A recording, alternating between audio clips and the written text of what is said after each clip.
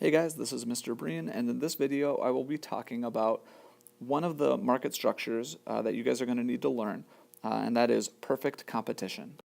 Perfect competition has 5 characteristics that I want you to know.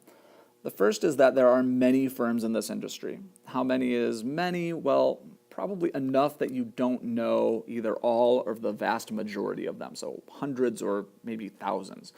Okay. There are also, with perfect competition, low barriers to entry. And this would not be true if this were not true. Okay. If there were high barriers to entry, there would not be many firms because, many firms wouldn't be able to enter the market in the first place. There's also perfect information. Okay. In other words, buyers and sellers know everything there is to possibly know. This means, number 4, that the products have to be identical.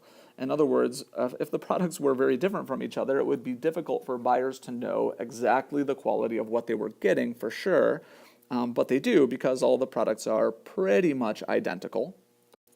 And all of this means that businesses in perfect competition have zero control over the price that they can charge.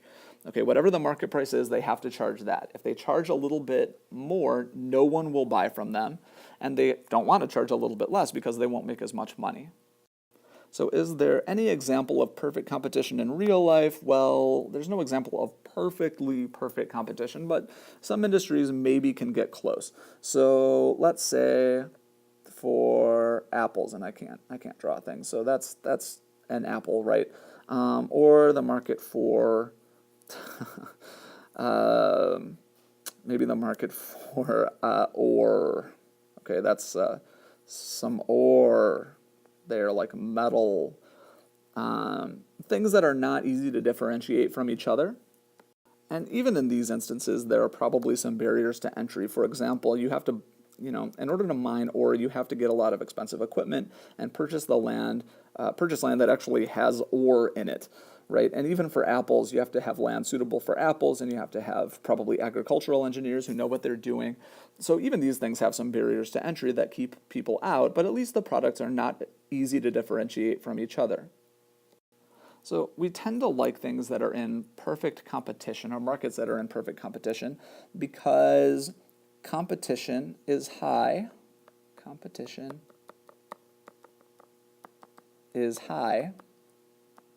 So prices are relatively low. And in fact, usually the prices are as low as they could possibly be, right? Because you're competing against each other. You want to offer the lowest possible price.